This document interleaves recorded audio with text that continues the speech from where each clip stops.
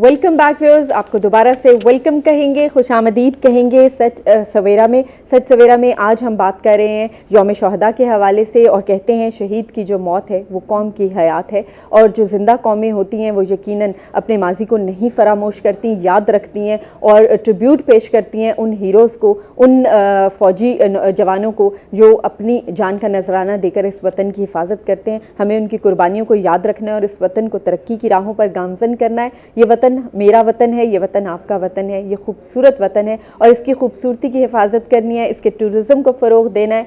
Tourism की जब बात करते हैं तो पाकिस्तान में बेपनाह खूबसूरत ख़ित्ते हैं जो कि कुदरती मनाजिर से यकीनन माला माल हैं। वहाँ के लोग बहुत सादा दिल होते हैं, बहुत पुरखुलूस मोहब्बत करने वाले लोग वहाँ बसते हैं और बहुत मेहमान नवाज भी होते हैं। आपका यकीनन पाकिस्तान के मुख्तलिफ़ ख़ित्तों को देखने का रहा होगा, इत्तफ़ाक़ रहा होगा और हमारी कोशिश ये कि सच सवेरा में आपको पाकिस्तान की मज़ीद खूबसूरती दिखाई जाए। हो सकता है कुछ इलाके ऐसे हों जो आप देख चुके हों, कुछ इलाके ऐसे हों जहाँ तक अभी आप नहीं गए। तो अब जब आप वेकेशन प्लान करें, अपनी छुट्टियों को प्लान करें, जी हाँ बच्चों की छुट्टियाँ भी आ रही हैं गर्मियों में, तो यकीनन आप चाहेंगी कि आप अपने हस्बैंड के साथ, अपनी फैमिली के साथ पाकिस्तान की सैर को जाएँ। तो ये मुख्तलिफ़ ख़ित्ते हम आपको दिखाते हैं, आप यकीनन इनमें से चूज़ कीजिए। माशाल्लाह पाकिस्तान में टूरिज़म की काफ़ी बेहतर फैसिलिटीज़ जो हैं वो मौजूद हैं एंड वी होप कि इससे बहुत बेहतर हो। आज का वो ख़ित्ता जो हमने चूज़ किया है, हमारी टीम ने चूज़ किया आपको दिखाने के लिए, वो है सवात वैली, सवात और कलाम। आइए देखते हैं।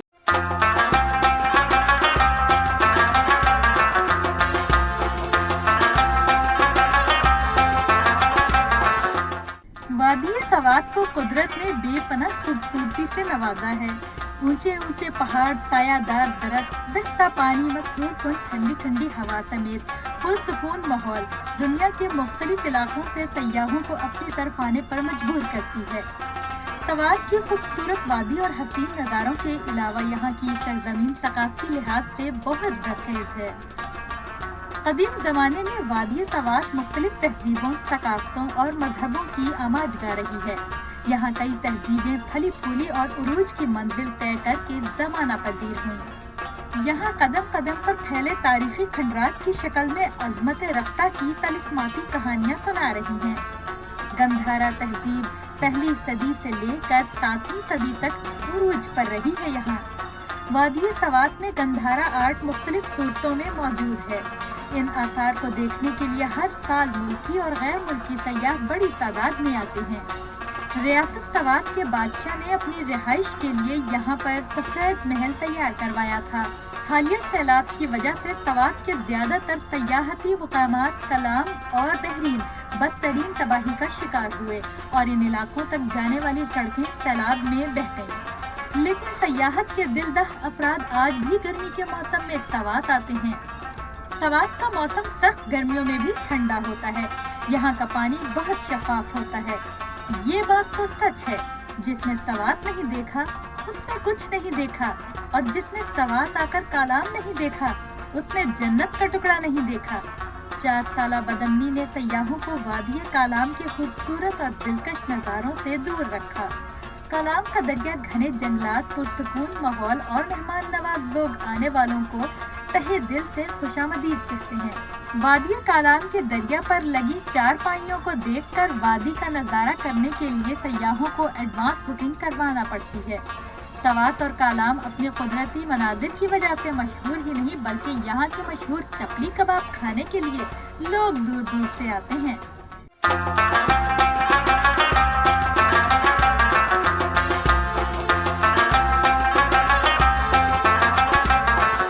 जी व्यूअर्स, आपने देखा सवात और कलाम, क्या खूबसूरत इलाका है और सरसब्ज़ और शादाब और इसके अलावा खूबसूरती फ्रेशनेस तो तस्वीरों से महसूस होती है। Anyways it's so beautiful. दरिया बह रहा है, उसके साथ ही पहाड़ हैं, सब्ज़ा है, हरियाली है और ख़ूबसूरत ठंडी हवा है। इसके अलावा वहाँ पे जब आप खाना खाते हैं तो ताज़ा आपको मछली मिलती है एंड डिफरेंट कुजीन है, बड़े मेहमान नवाज लोग वहाँ मौजूद हैं और टूरिज़म की बहुत सी फैसिलिटीज़ वहाँ पर मौजूद हैं। आपको जीप्स वगैरह मिलती हैं, आप हायर कर सकते हैं। कलाम जो है वो भी अपनी खूबसूरती में यकीनन बहुत आगे है, और जहाँ कुदरती मनाजिर यहाँ पे बहुत हैं, वहाँ पे ये कल्चरल हेरिटेज का भी एक मरकज़ रहा है। यहाँ पे मुख्तलिफ़ तहजीबों की अमाजगा रही है ये जगह, और आप जब जाते हैं वहाँ पे यकीनन आप डिफरेंट हेरिटेज के जो हैं शाहकार आपको नज़र आएंगे। आप ज़रूर ट्राई कीजिए कि अब जब आपकी वेकेशन हो तो आप सवात और कलाम ज़रूर जाएँ। हमारी कोशिश इसी तरह रहेगी कि हम आपको मुख्तलिफ़ इलाके, पाकिस्तान के खूबसूरत खूबसूरत इलाके दिखाते रहें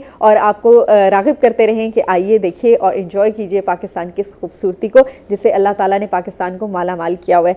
जी हाँ, बढ़ेंगे आगे अपने गेस्ट की तरफ, दोबारा से गुफ्तगू के सिलसिले को जारी रखेंगे। हमारे साथ मौजूद हैं अरसलान अहमद और हमारे साथ मौजूद हैं डॉक्टर अमानुल्लाह चीमा साहब। डॉक्टर साहब से भी गुफ्तगू हमारी रहेगी और इसके अलावा अरसलान से भी गुफ्तगू रहेगी। Arsalan, you represent the youth, आज की नौजवान नस्ल जो कि टेक्नोलॉजी इस्तेमाल करने में तो बहुत आगे है, और इसके अलावा किस किस फील्ड में आगे है? आप नौजवानों को देखते हैं, उनका पोटेंशियल देखते हैं, क्या देखते हैं? आजकल हमारी यूथ हर चीज़ में ही आ गया। सिर्फ टेक्नोलॉजी तो बिल्कुल नहीं है, टेक्नोलॉजी में तो ये इतना आगे निकल चुके हैं कि मेरे ख्याल से तो गलत यूज़ होना शुरू हो गया। इसीलिए तो मैंने कहा ना, टेक्नोलॉजी में बहुत आगे। और किस चीज़ में? तालीम के मैदान में भी तालीम आगे के मैदान में बिल्कुल बहुत आगे, खेलों के मैदान में बिल्कुल जा रहे हैं। आज की यूथ खेलों में पार्टिसिपेट करती है? बिल्कुल कर रही हैं, बिल्कुल करती हैं। अभी तक हमारी यूनिवर्सिटी लेवल पे, हर यूनिवर्सिटी लेवल पे कंपटीशंस हो रहे हैं, और बिल्कुल सैर व सियाहत सवाद देखे आपने? बिल्कुल मैं गया हूँ एक बार, like I was in 4th class, तब मैं छोटा सा था, लेकिन इसके बाद बुरे हालात हो गए उधर, मतलब आपको। लेकिन हमारी पाक फौज की बात करेंगे, उनकी वजह से सवात ऑपरेशन हुआ और हालात दोबारा से दुरुस्त हुए, ठीक हुए। सर, आप गए हैं सवात कलाम, देखा आपने? हाँ जी, मैं स्वात हमारा एक प्रोजेक्ट था तो उधर हम काफ़ी काम करते रहे। ओके, यानी उस खूबसूरती को आप लोगों ने देखा है। मोस्टली लोग सवात और कलाम जा चुके हैं पाकिस्तान में। अच्छा डॉक्टर अमानुल्लाह साहब, आपकी तरफ बढ़ेंगे, और हम बात कर रहे थे मुख्तलिफ नस्लें जो पाकिस्तान में पाई जाती हैं मवेशियों की, लाइफ स्टॉक के हवाले से। अच्छा, वो लोग जो इस वक्त हमारा प्रोग्राम देख रहे हैं और लाइफ स्टॉक में ऑलरेडी इन्वॉल्व हैं, या वो ये कारोबार करना चाहते हैं या घर में ही पालना चाहते हैं, उनके पास इतनी जगह है कि 1-2 मवेशी रख सकें, तो यकीनन वो चाहेंगे आप थोड़ी सी इन्फॉर्मेशन दें, टिप्स दें कि जानवर या भैंस, दूध देने वाली भैंस ख़रीदने के लिए, गाय ख़रीदने के लिए क्या चीज़ें हैं जो उन्हें सोच समझ के ख़रीदनी चाहिए? टिप्स क्या होंगी, मद्देनज़र क्या चीज़ें रखें? देखिए, जो गाय या भैंस दूध के लिए आजकल रखते हैं, चूँकि ये कमर्शियल हो गया है, आमतौर पे तो लोगों ने जो रखी हैं पैसे, पहले जो मैंने बताया कि भाई 43% लोग जो हैं उनके पास 1 या 2 गाय या भैंस है। अब वो सारे के सारे जानवर ऐसे नहीं हैं जो एक सर्टन लेवल के ऊपर दूध देते हों, उन्होंने जो रखी हैं उसके बच्चे ही पालते रहते हैं। लेकिन जिसने नया फार्म शुरू करना है उसके लिए लाजमी है कि वो ऐसा जानवर ख़रीदे जो कम अज़ कम 10 से 12 लीटर दूध 24 घंटे में देता हो, सुबह और शाम का मिला के, क्योंकि जो आजकल उस पर ख़र्चे आ रहे हैं खुराक के, उसकी मेंटेनेंस के, वो भी काफ़ी हैं। इसलिए जानवर को ख़रीदने से पहले उसका दूध धो के, और ख़ास तौर पे जब मंडी से लेते हैं तो वहाँ थोड़ा सा ट्रिक होता है कि उन्होंने जानवर का दूध रोका होता है। अच्छा। और वो सुबह के, मतलब अगर सुबह जाते हैं तो वो शाम का दूध भी नहीं निकालते, तो उस वक्त दूध की प्रोडक्शन ज़्यादा होती है। ठीक है। तो ये तो बेचने वाला जो है वो ट्रिक करता है। तो इसका ये है कि अगर ये कोशिश करेंगे मंडी में या बाहर से लेते हैं तो उसका 24 घंटे का जो दूध है ना वो देखें। कि पहला दूध निकाल लिया जो उसने रोका है, उसके 12 घंटे बाद दूध निकालें तो वो तकरीबन उसकी एक्चुअल प्रोडक्शन होगी। ओके, एक कॉलर को भी डॉक्टर साहब शामिल करते हैं, फिर गुफ्तगू को कंटिन्यू करते हैं। अस्सलाम वालेकुम। वालेकुम अस्सलाम, क्या हाल है? बिल्कुल ठीक ठाक। कौन साहिबा, कहाँ से? कराची से मिसेस अमीन। वेलकम जी, खुशामदीद मिसेस अमीन, कैसी हैं? ठीक ठाक हैं? जी बिल्कुल खैरियत से। वोट देने जा रही हैं? जी जी जी जी, सवाल का जवाब दीजिए। ये आपकी सवाल का जवाब तो मैं बस क्या मेरे जहन से निकल के जवाब देते रहते। Sorry, I am really very sorry. Pakistan में नमक की कान जो है वो सबसे बड़ी कहाँ है? पाकिस्तान की सबसे बड़ी नमक की कान कहाँ वाक़या है? कानपुर। ओके, अच्छा, और मुझे ये बताएं, यौम शोहदा के हवाले से कुछ कहना चाहेंगी? हेलो, कॉल ड्रॉप हो गई। मिसेस अमीन, काइंडली अगर आप हमें दोबारा ज्वाइन कर सकें और हम दोबारा से बढ़ेंगे जी उसी सवाल की तरफ। जी, तो मैं ये बता रहा था कि एक तो पहली चीज़ ये है कि जानवर कम से कम 10 से 12 लीटर दूध देने वाला हो, कम से कम, ओके, तब वो इकोनॉमिकल है। ठीक है। नंबर 2, जब अगर जानवर नया खरीदना है तो पहले सुबह में जब जानवर पहला बच्चा देता है तो उस वक्त उसकी फुल पोटेंशियल पे नहीं आया होता, तो कोशिश करें कि दूसरे या तीसरे जो बच्चे वाला जानवर है वो खरीदें। अच्छा। इससे ज़्यादा ना खरीदें ताकि जानवर की जो अपनी प्रोडक्शन लाइफ है वो तकरीबन 7-8 बच्चे देता है, ठीक है, ऑन एन एवरेज। ओके, तो अगर पहले ही जानवर किसी ने खरीद लिया जो 5वें 6ठे बच्चे पे है, तो इसका मतलब वो सिर्फ 2 या 3 साल रखेगा, राइट, तो उसको फरोख्त करना पड़ेगा, ठीक है, बूढ़ा हो जाएगा। ठीक है, इसलिए जानवर खरीदते वक्त ये कोशिश करे कि भाई दूसरे सूबे वाले जानवर जो है गाय या भैंस वो खरीदे, ताकि उसके पास मैक्सिमम टाइम वो दूध दे सके। राइट जी। अच्छा, इसके अलावा जब डिफरेंट उनको ख़रीद के ले आते हैं तो खुराक का इंतज़ाम भी करना होता है, उसके अंदर मुख्तलिफ़ किस्म के फॉडर वगैरह भी पाए जाते हैं, उस पर भी हम गुफ्तगू करते हैं। कॉलर को शामिल कर लें। अस्सलाम वालेकुम। हेलो, अस्सलाम वालेकुम, क्या हाल चाल है? वालेकुम अस्सलाम। फरजाना साहिबा बात कर रही हैं, कैसी हैं? ठीक ठाक? जी मियाँ चन्नू से ठीक ठाक, आप सुनाएं? अल्हम्दुलिल्लाह बिल्कुल ठीक। क्या कहेंगी? मैं आपके सवाल का जवाब देना चाहती जी हूँ। जी प्लीज़ बताइए। नमक की कान को वो खोड़। हाँ ओके, अच्छा, हाँ यौमे जी, और हम वहाँ गए हुए हैं ना, बड़ी अच्छी जगह वो देखने वाली। ओके, अच्छा ये बताइए कि आप यौम शोहदा के हवाले से क्या कहेंगी? यौम शोहदा, अल्लाह इन शहीदों को सब, यही हमारे मुल्क का सरमाया है। अल्लाह अगर किसी जहाद में शहीद हो जाए, फिर जो आजकल हमारे मुल्क के हालात है, इससे फौजी जब शहीद होते हैं बड़ा दुख होता है। सही, राइट। थैंक यू जी, बहुत शुक्रिया फरजाना, आपने हमें चकवाल से कॉल की, आइंदा भी कॉल करती रहिएगा। बहुत शुक्रिया जी। कमिंग बैक, मुख्तलिफ चारा वगैरह जो है वो भी उनको प्रोवाइड करना होता है, क्या लोग उनको खाने के लिए दें जिससे पैदावार बेहतर हो? हाँ जी, अब जब जानवर खरीद लेते हैं, एक तो है कि जानवर का अपना प्रोडक्शन पोटेंशियल क्या है, कि अगर फ़र्ज किया एक जानवर वो 18 लीटर दूध देने वाला है या 20 लीटर दूध देने वाला है, वो 20 लीटर तब देगा जब उसको उसकी ज़रूरत के मुताबिक खुराक भी मिलेगी। ठीक है। तो हमारे अक्सर देखा गया है कि उनकी जानवरों को जो भी अवेलेबल चारा होता है वो डाल देते हैं, लेकिन उनकी रिक्वायरमेंट के मुताबिक खुराक नहीं डाली जाती, ठीक है, जिससे उनकी प्रोडक्शन जो है ना वो मैक्सिमम लेवल तक वो नहीं ले सकते। ओके। तो उसमें यह है कि एक तो जिसे थंब रूल कहते हैं कि भाई हर 3 लीटर के बाद अगर फ़र्ज किया एक जानवर जो 12 लीटर दूध देता है, तो हर 3 लीटर के लिए उनको 1 किलो वंडा अब चूंकि ये कमर्शियल भी मिल रहा है, मुख्तलिफ मिलें लगी हुई हैं, उसका अगर वो नहीं मिलता तो बनौले की खाल हर 3 लीटर के लिए 1 लीटर वंडा। इस पर मजीद बात करते हैं, कॉलर को शामिल कर लें। हेलो, अस्सलाम वालेकुम। वालेकुम अस्सलाम, क्या हाल चाल है? बिल्कुल ठीक ठाक। कौन साहिबा, कहाँ से? हाँ जी, मैं सलमा बहावल नगर से। वेलकम सलमा, और आज के सवाल का जवाब देंगी? आज के सवाल का जवाब तो ख्योड़ा है। ओके, और आप ख्योड़ा गई हैं? देखा आपने ख्योड़ा? नहीं, मैं नहीं गई। ओके, अच्छा ये बताइए कि यौम शोहदा के हवाले से क्या कहेंगी? देखें, यौम शोहदा के हवाले से तो जो ऐसे हमारे ये फौजी भाई हमारी जैसे हिफाजत करते हैं, हम उनका एक लम्हे का भी हिसाब नहीं चुका सकते। ट्रू, बिल्कुल कि वो हमारी सरहदों, हम आराम से सुकून से अपने घरों में बैठे हैं, हर काम कर रहे हैं, लेकिन वो बेचारे गर्मी में, धूप में, प्यास में सरहदों पे खड़े होते हैं और हमारी हिफाजत के लिए खड़े होते हैं, और उनके लिए तो हम सलाम ही पेश कर सकते हैं अपने फौजी भाइयों को। और अल्लाह ताला उनको ऐसे ही काम करने की तौफीक दे, और अल्लाह ताला उनके जज्बों को उनको कबूल करे। और उसके लिए वो कहते हैं ना कि गाना भी गाया था नूरजहां ने कि ए वतन के सजीले जवानों, ये नगमे तुम्हारे लिए हैं। तो बस इनके लिए तो यही कह सकते हैं कि अल्लाह ताला इन्हें अपनी हिफाजत में रखे और ऐसे ही मुल्क कौम की खिदमत करते रहें। राइट, थैंक यू जी, बहुत शुक्रिया। और बहुत खूबसूरत गुफ्तगू की। यकीनन जहाँ वो ये तमाम सूबतें मौसम की मुश्किलात इलाकों की झेलते हैं, सरहदों की हिफाजत करते वक्त, वहाँ वो अपनी फैमिली से भी बहुत दूर होते हैं। बहुत अरसे तक वो अपनी फैमिलीज़ के पास वापस नहीं जा सकते। उनका भी दिल चाहता है अपने बच्चों के पास जाएँ, अपनी फैमिलीज़ के पास जाएँ, अपने वालिदैन के पास जाएँ, लेकिन चूँकि उनके पास ज़िम्मेदारी होती है हमारी हिफाजत की, इस वतन की हिफाजत की, लिहाजा वो जाँफशानी से उस हिफाजत में मसरूफ़ होते हैं, उस फ़र्ज़ को, उस ज़िम्मेदारी को पूरा करने में लगे होते हैं। और इसमें जो है वो उनकी फैमिलीज़ जो हैं वो भी, उनका सपोर्ट जो होती है वो बहुत अहम है। डेफिनेटली आपने बड़ी खूबसूरत गुफ्तगू की। हम बात कर रहे थे वंडा की। It's a different name, वंडा।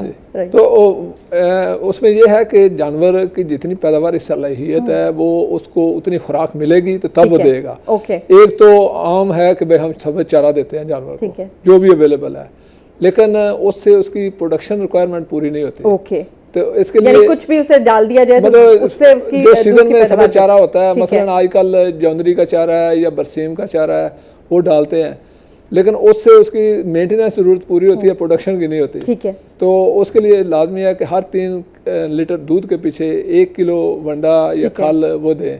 अब खल मतलब वंडा अगर नहीं है तो खल बनौला है, खल सरसों है, खल तोरिया है, तिल की खल है, ठीक है, उसके अलावा राइस पॉलिश है, चोखर है, ये सारी चीज़ें। तो अगर इनको खुद वो मिक्स कर लें फार्मर तो वो बना सकते हैं वंडा। लाजमी नहीं कि सिर्फ पहले जो ट्रेडिशनल चल रहा है वो खल बनौला ज़्यादातर चलती है, ठीक है, लेकिन उसकी कास्ट चूँकि ज़्यादा है और उतनी ही प्रोटीन हम खल सरसों से भी ले सकते हैं। तो ये लाजमी नहीं कि भाई अगर बनौला है तो बनौला ही डालनी है, इसके अलावा कुछ नहीं। तो चूँकि कमर्शियल फार्मिंग हो रही है उसमें इकनॉमिक्स देखनी है, तो जो चीज़ मार्केट में सस्ती है उसको एक्चुअली जानवर की 16 से 18% प्रोटीन रिक्वायरमेंट पूरी करनी है, तो वो बाकी चीज़ें भी मिला के हो सकती है। Okay, right.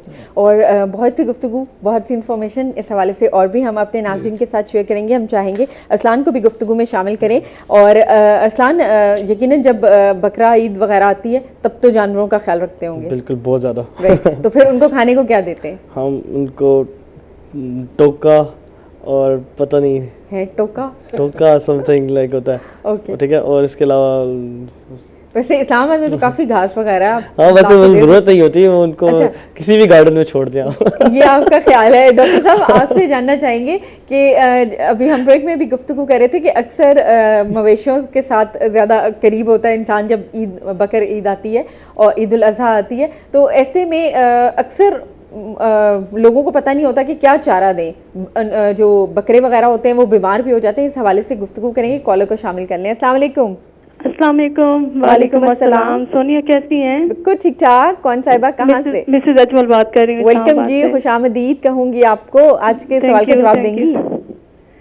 हेलो, आज के सवाल का जवाब जी क्यों है सोनिया? ओके, और यौम शोहदा के हवाले से क्या कहेंगी?